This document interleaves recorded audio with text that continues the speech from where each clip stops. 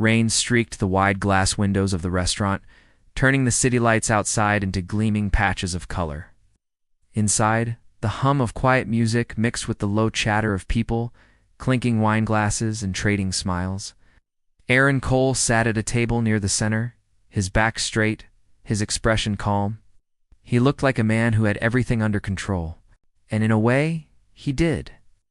He was the founder and CEO of a growing tech company known for smooth business moves and sleek success stories. Yet on this particular evening, none of that comforted him. He glanced at his watch for the 10th time. His blind date was now 40 minutes late. The waiter had already come by twice, asking if he wanted to order a drink or wait a little longer. Each time, Aaron had smiled politely and said he would wait. He had agreed to this date only because his old college friend insisted he needed something beyond meetings and deadlines. But the truth was, Aaron never really knew how to talk about anything that wasn't work. He lifted the menu and pretended to study it even though he had memorized every dish 10 minutes ago. The restaurant glowed with soft light, making couples' faces seem warm, easy, alive. He looked around and realized he was the only one sitting alone. It made him feel strangely visible. A soft chuckle from another table caught his ear, turned his gaze away, embarrassed to admit that a small part of him hoped his date would still appear through the door. Aaron had built a world where waiting was rare. Everything in his business moved fast. Decisions were made in seconds. But here he was, feeling foolish, just a man whose phone stayed silent and whose heart beat a little too loud. When the waiter approached again, his tone was gentle, as if he already knew. "Would you like to cancel, sir?" Aaron hesitated, then nodded faintly. Before he could reply, he heard a small thump under the table, followed by a tiny gasp. Aaron blinked, frowning slightly. Oh. Then another small hand appeared on the seat across from him. And the next second, two little girls climbed up onto the empty chair. One had a pink ribbon tangled in her hair. The other wore a yellow cardigan with a missing button. Their faces glowed with the bright confidence of children who believed they were exactly where they were meant to be. Aaron stared. The twins looked back at him with wide hazel eyes, full of curiosity and mischief. The one with the ribbon tilted her head. "Are you the man who's supposed to meet our mommy?" she asked. Her voice was calm and serious, as though this was a business meeting of equal importance to a grown-up CEO. Aaron's mouth opened slightly, but no sound came out. The waiter stopped mid-step, then quickly turned to hide a smile. "I'm sorry," Aaron finally said, his tone unsure. "I think you might be mistaken." The girl with the yellow cardigan frowned. "But Mommy said a man was waiting here. We thought it was you." She exchanged a look with her sister, then shrugged as if the mix-up was not a problem at all. Began to swing their legs under the table, their little shoes tapping against the chair. Aaron was still trying to understand what was happening when a young woman rushed through the restaurant doors. Her dark hair was pulled into a loose ponytail that looked like it had given up halfway through the day. She had a messenger bag full of papers and a look of pure panic on her face. "Leela, Nora," she called softly. "There you are." Aaron turned, watching as the woman hurried over. She looked apologetic, her cheeks slightly flushed. "I'm so sorry," she said to him quickly. "They must have wandered over while I was talking to someone at the other end. I didn't mean for them to bother you." The twins giggled. "We weren't bothering him, Mommy. He was lonely." Aaron felt an unexpected warmth rise to his cheeks. It had been a long time since anyone spoke to him like that. The woman's face softened in a tired smile. She tucked a strand of hair behind her ear. "They take friendliness a bit too seriously sometimes. I'm Claire Bennett." Her voice was gentle, carrying a hint of exhaustion but also kindness. "Thank you for being patient. It's no trouble," Aaron said quickly. He expected her to lead the twins away, but instead she hesitated, studying him for a moment. Something about his calm posture and precise suit seemed to make her curious. The waiter passed by again, setting water on the table. Claire looked toward the door, back at Aaron, then down at her daughters, who were already drawing invisible shapes on the tablecloth with their fingers.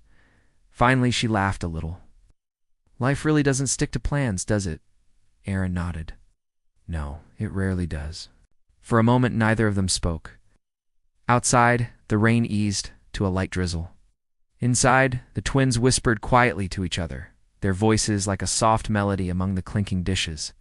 Aaron realized the evening that had started as a catastrophe was beginning to feel strangely alive. He couldn't explain why, but something about the small family standing in front of him made the air feel warmer, as if the city had paused for a brief second to let an unexpected story begin. The next day came with a soft morning light spreading over the tall buildings of New York City. Aaron Cole sat in his office on the 34th floor, his mind far away from the rows of numbers on his computer screen. He kept seeing the faces of the two little girls who had mistaken him for someone else. Their curious smiles, their small voices, and the way their mother had blushed with embarrassment replayed in his thoughts. He tried to focus on work, but the evening before had left a faint feeling he could not explain. For a man who lived inside schedules and meetings, the encounter had felt strange yet comforting. Claire Bennett. That name stayed in his mind like a quiet note. She had been kind, creative, and busy in a natural way that no one in Aaron's world seemed to be. Her eyes had carried a kind of life that came not from ambition, but from love. Her daughters had shared that same spark. They had turned his dull evening into something unexpectedly alive. Across town, Claire sat at a small wooden desk in her apartment. The twins were at school, and silence had settled like sunlight across the room. Papers covered her desk, sketches for her next children's book project. She sighed, remembering the awkward meeting with the serious stranger from the restaurant. She had only meant to pick up notes from her publisher, but her girls had dashed off the moment they saw the man sitting alone. Yet, even in that embarrassing moment, there had been something curious about him. He had looked untouchable, yet lonely. When she told her friend about the incident later that day, the friend laughed. "Maybe it means the universe wants to shake things up for you, Claire," she had said. Claire had just smiled, shaking her head. She did not believe in grand signs from the universe. Her daily life was already full of surprises she had not planned for.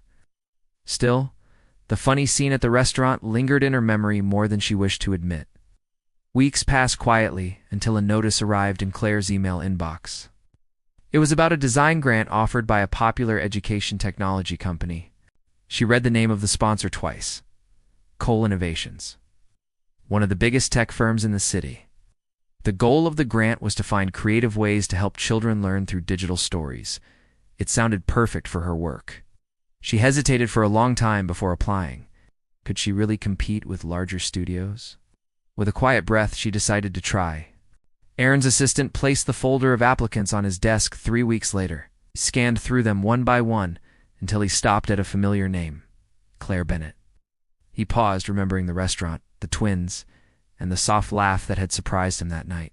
He read her proposal carefully. The project was simple and smart, full of heart. It used storybook ideas to teach children creative thinking through interactive art. He found himself smiling as he turned the pages. During the selection meeting, Aaron's team discussed numbers and timelines while he sat quietly, listening. When the final decisions neared, he spoke up for Claire's project. "This one feels genuine," he said. "It understands children. Let's include it." The team nodded. They respected his instincts. By the end of the week, Claire received a short message saying that her proposal had been selected for collaboration. When she arrived at the company headquarters one bright morning, she felt nervous. Her simple clothes and sketchbook looked out of place among the polished suits and shiny glass halls. Yet when the door opened and she saw Aaron at the far end of the room, that nervousness turned into quiet surprise. He looked just as she remembered, calm and neatly dressed, but his eyes softened when they met hers. "Miss Bennett," he said with a slight smile, "it seems we meet again." She laughed lightly. "I guess we do. I hope my children didn't sabotage my reputation too badly." "On the contrary," Aaron said. "They made quite an impression." Their conversation started with polite formality and soon turned warmer. As they reviewed her project ideas together, Aaron discovered how icily she turned complicated concepts into simple joys. Her imagination filled every drawing. The way she talked about children reminded him of something he had lost over time, the ability to wonder. Claire noticed how carefully he listened, how he made space for her words despite his power in the room. She realized that under his calm surface, he carried sincerity that was rare in corporate halls. The meeting lasted longer than they expected. When it ended, Claire gathered her papers with a small smile. "I'll make sure the twins behave if they ever visit here," she said teasingly. Aaron chuckled, a sound even he found surprising. "I might need their help testing the software," he replied. As she left, Erin watched her disappear into the elevator, a soft sense of brightness lingering in her wake. Something in his routine had shifted without his permission. For years, his work had been about systems and success. Now the thought of color, stories, and two curious little girls had slipped quietly into his perfect order. He turned back to his desk. Yet for once the numbers on his screen did not mean as much as they used to. The day felt different, lighter, as though some hidden corner of his life had just been brushed by a small spark waiting to grow. The next few weeks moved quickly, but gently, for both Erin and Claire. Their meetings became a regular part of the company's schedule. Every Friday morning, Claire arrived with her sketchbook, her tablet, and a mind full of bright ideas about stories that would help children learn. Erin listened carefully, asking questions that showed his sharp focus. Yet there was a lightness in his voice that his staff had never noticed before. Everyone in the office began to sense that their usually quiet CEO was changing in a subtle way. The project room where Claire worked soon looked different from the rest of the building. While the other offices stayed clean and gray, her space grew into a small world of color. Drawings hung on the walls. Leela and Nora had added a collage made from pieces of colored paper that Claire brought from home. Erin had not expected to see them in the office on the first day they visited. But when they bounced into the room with their mother's smile and curious eyes, he could not bring himself to send them away. The twins liked Erin at once. Lila called him Mr. Serious Sunshine after he smiled at one of her jokes. Nora thought he looked like a movie character who needed more ice cream in his life. They told him this without hesitation. Erin, who had handled investors, keynote speeches, and million-dollar decisions, had no words to defend himself from two unstoppable 6-year-olds. He ended up laughing, something that surprised even his assistant passing by the open door. As the days passed, Erin began to help the girls with small tasks like testing the educational software Claire was designing. He guided them through the screens while they pointed out what they liked and what bored them. Their honesty amused him. Claire would watch quietly, her heart warming each time she saw Erin's usual serious face soften. He had a careful, patient side around the twins that few people could have imagined. One afternoon, during a quiet lunch break, Claire and Erin sat by the window with coffee cups and notebooks spread across the table. The city outside moved in its usual rush, but inside the office space felt peaceful. Claire showed Erin a sketch of a character she had created, a child who learned to fix broken machines by using imagination instead of tools. Erin looked at the drawing for a long time and said, "This one looks brave." "I like that." "She is," Claire replied. "I want children to believe they can fix things even if they are small. Sometimes they only need to imagine it first." Her words stayed with him. That night, while sitting in his apartment, Erin found himself thinking about her idea again. For years he had measured value in numbers, yet Claire's simple view of creativity and courage touched something deep inside him. He realized he had forgotten how much imagination mattered. Meanwhile, Claire was discovering something too.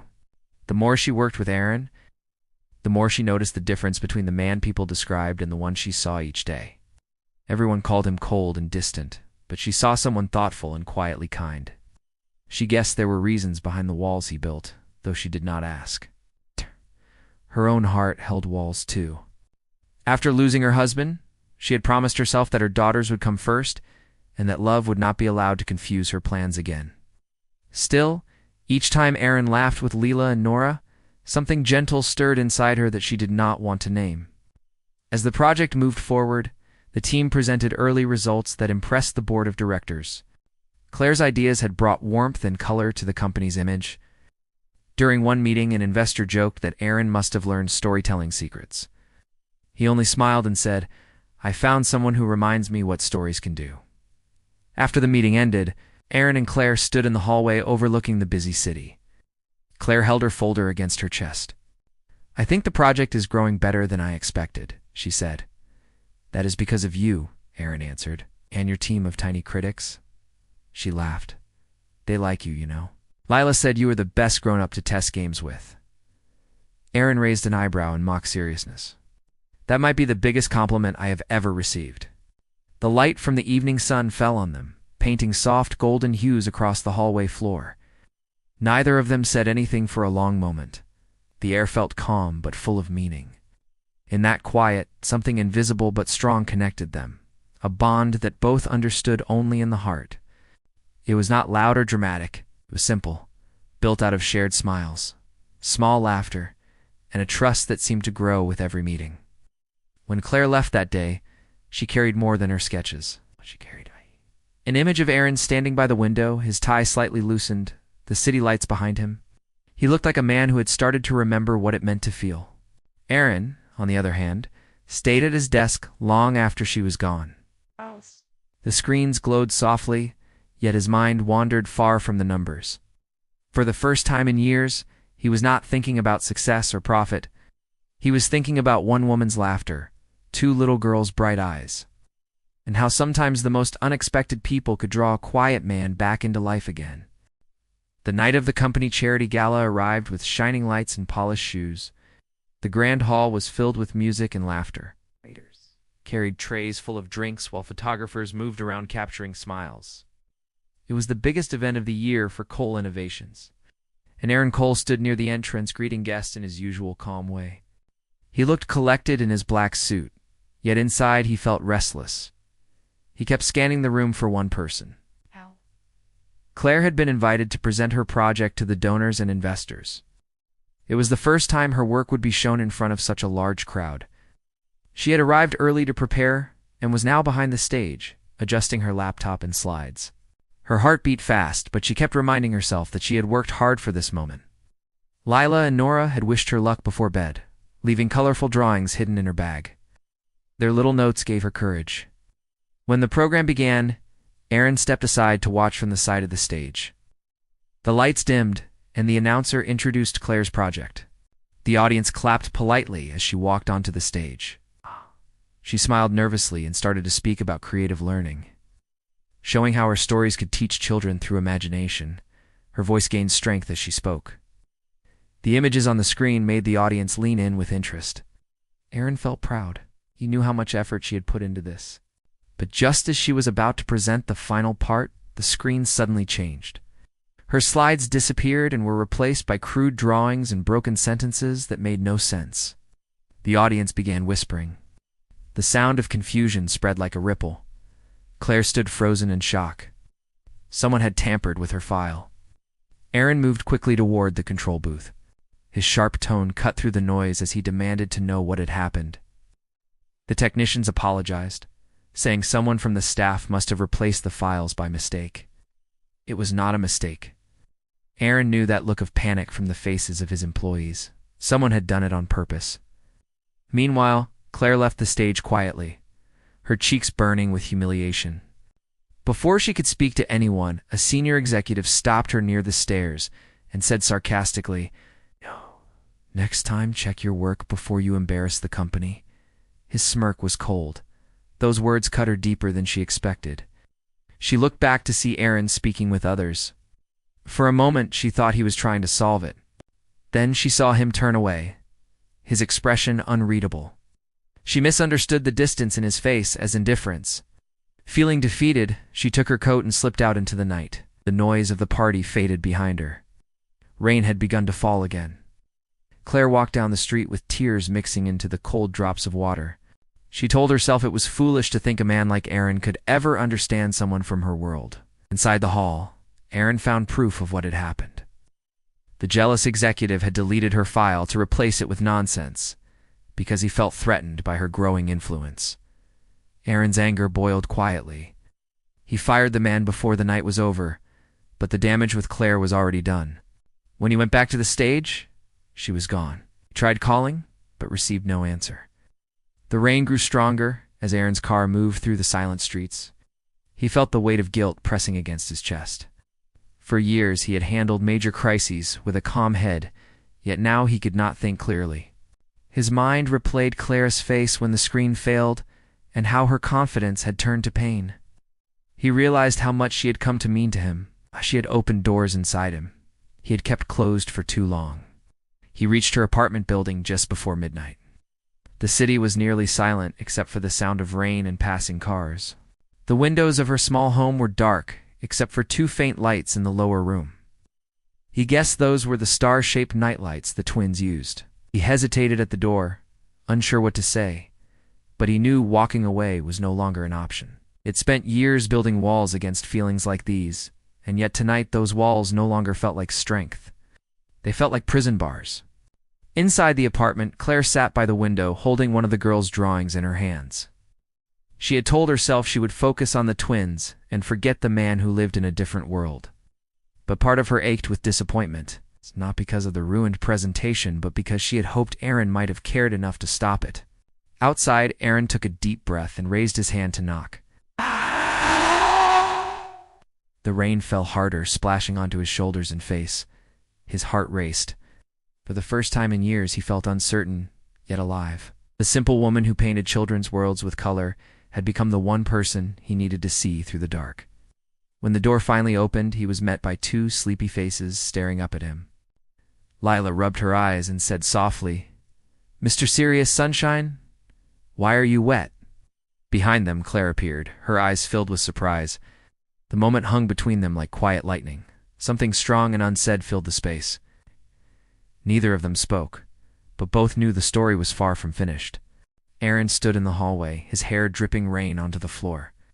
The twins blinked sleepily at him, half hiding behind their mother's legs. Claire held the door open, silent and unsure, her heart full of mixed feelings.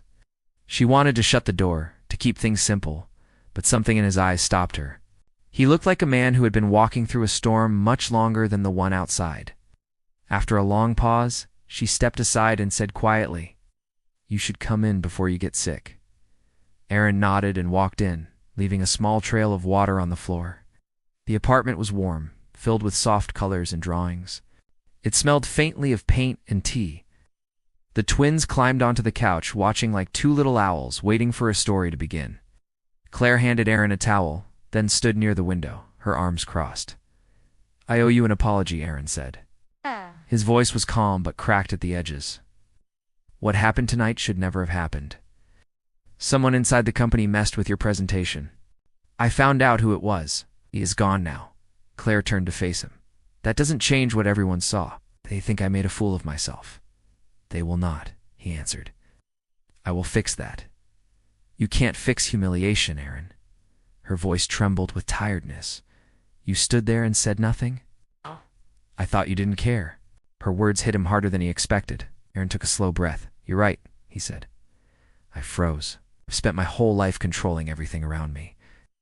When something real happened, something that mattered, I didn't know how to react. "I'm sorry." Claire looked down at her hands. His honesty felt raw, almost painful to hear. The twins whispered to each other before Nora said softly, "Mommy, Mr. Serious Sunshine looks sad." Claire sighed and gave a small, tired smile. "Go to bed, girls." The twins nodded sleepily and disappeared into their room, leaving the two adults in quiet tension. The sound of the rain on the window filled the silence between them. Aaron stepped closer, not too close, his voice low, but certain. "You and the girls have brought something into my life that I didn't know I needed. I tried to keep things professional, to not feel anything. But I can't. When the lights went out tonight, I realized that losing the project was not what scared me. The thought of never seeing you again did." Claire looked up, startled by the softness in his words. Her heart wanted to believe him, but fear still held her back. "I don't know if I can trust that, Aaron. My life is not simple. I have my daughters. I can't risk something that might hurt them again. I understand," he said quietly. "But please believe this one thing. I'm not asking you to risk anything. I just want the chance to try, to be part of something real for once." For a moment, neither spoke. Then Claire stepped forward and gently touched his sleeve. The gesture was small, but full of meaning. "You're soaked through," she said. "Sit down. I'll make some tea." He obeyed, sitting on the edge of the couch like a man afraid to relax. Claire moved around the kitchen, her movements calm and rhythmic. When she returned with 2 cups of tea, they sat in silence for a while, the warmth of the cups between their hands doing the talking. Outside, the storm softened to quiet drizzle. Aaron glanced toward the twins' door. "They have good timing," he said. "If they hadn't climbed onto my chair that night, I would probably still be sitting alone, judging the world from a distance." Claire smiled faintly. "They do have a way of walking into people's lives without permission. They save me from myself," he said. A soft laugh escaped her before she could stop it. "You really think 2 little girls saved you?" "I do," he said. and their mother too. That simple line landed in the air between them and stayed there, bright and warm. Claire looked down, hiding her smile with her cup. I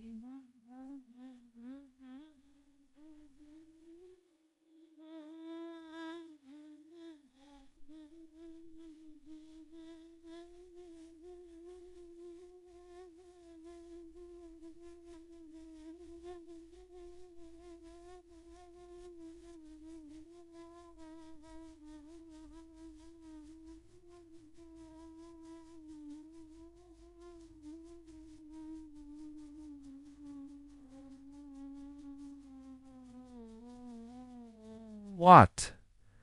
Reiterated. When I will want her add to rye out. I will be recover ride a writer when I were to read. When the tea was finished, Aaron stood to leave. The rain had almost stopped. Claire followed him to the door. Before opening it, he turned back to her. Tomorrow, I want to announce the truth about the presentation. Your work deserves to be seen the right way. She nodded. Thank you. He hesitated, then smiled. I'll see you soon. The next morning, Aaron kept his word. In a company meeting streamed to all departments, he told everyone what really happened. We praised Claire's talent and made sure her project received the recognition it deserved. By the end of the week, articles appeared about their partnership and the new program's promise for children. Months passed and their bond deepened, not through grand gestures, but through simple days shared together. Claire continued her work while Aaron learned to leave his office lights off early so he could visit her small apartment where laughter replaced the sound of conference calls. The twins adored him, often dragging him into their games and stories. On one golden evening, as the city light faded and Aaron read from one of Claire's illustrated books, the twins leaned against him, their eyes closing in sleep. oh. Claire watched from the kitchen, her heart quiet and full. It was not the life she had planned, but it was full of peace. Aaron met her eyes over the heads of her daughters, his expression gentle and sure. The story that began with a blind date mistake had turned into something neither could have imagined. The man who once sat alone now found warmth and laughter and home in the hearts of a small family. The storm had passed, leaving behind light strong enough to last,